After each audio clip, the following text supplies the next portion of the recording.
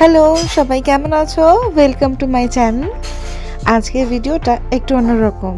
চলো তোমাদের সাথে আমার জীবনের কিছু মুহূর্ত বা কিছু গল্প বলতে পারো শেয়ার করি। এই আজকের গল্পটা শুধু আমার একজন মেয়ের গুড ফর নাথিং থেকে গুড ফর এভরিথিং হয়ে ওঠার গল্প। এই আমিটাকেই খুব কাছের মানুষদের কাছ থেকেই বডি শেমিং হতে হয়েছিল, বডি শেমিং করেছিল তারা। আমি নাকি খুব মোটা। তাই হোক, এবার আসল গল্পে ফিরি। এই ছবিটা আমার মুখে ভাতের। তখন আমার বাবা আমার সংসার টানাটানি, ভাড়া বাড়ি।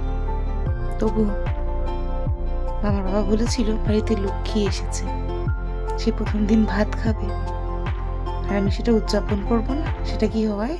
এই যে এটা আমার ছোট মাসি। আমার মা বাবা এর পর এই মানুষটা আমার খুব কাছের। আমার ছোট মাসি, আমার ছোট মা, এটা আমার মেজো মামা। আমি খুব ব্লেসড যে সবাই আমাকে ছোটবেলা থেকে এত ভালোবাসে। আমার তিন মামা মিলে আমার নাম রেখেছিল রিয়া, আর আমার ইন্দ্রাণী নামটা আমার দাদু ভাই রেখেছিল। যদিও দাদু ভাই নেই বেশ অনেক বছর হল। এই যে কোনারকের মন্দির, তখন আমার 2.5 বছর বয়স। বাবাই আমাকে প্রথম পুরী বেড়াতে নিয়ে যায়। আমি, মাম, বাবাই, মাসি আর দিদুন। এই প্রথম সমুদ্রের জল দেখে বাবাইকে আঁকড়ে ধরেছিলাম, যদি ডুবে যাই। এই মানুষটা তখন যেমন আঁকড়ে রেখেছিল বিপদের থেকে, এখনও ঠিক এইভাবেই আগলে রাখে। জানো তো, বছরে প্রত্যেকবার পুরী গেলেও জগন্নাথ দেবের ফটো এনেছিলাম, তবে কোনোদিন মূর্তি আমার আনা হয়নি।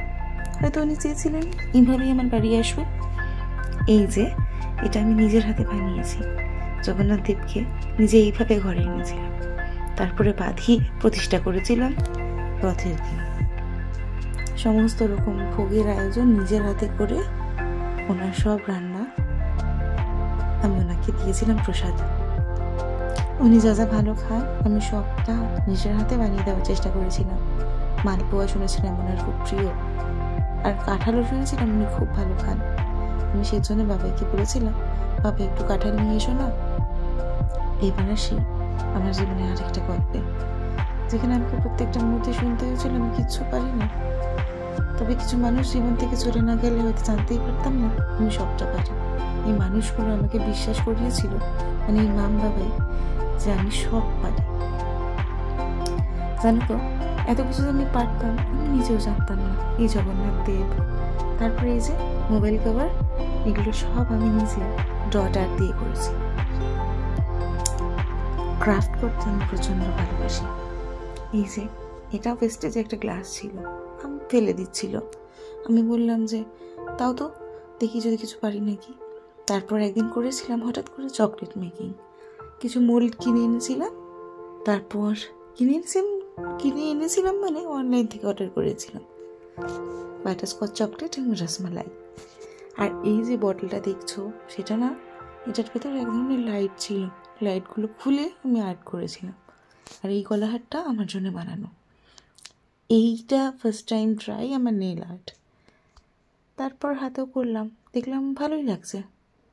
তারপর কিছুটা ইউটিউব আর কিছুটা নিজের আইডিয়া দিয়ে নেল আর্ট প্র্যাকটিস করতে শুরু করলাম।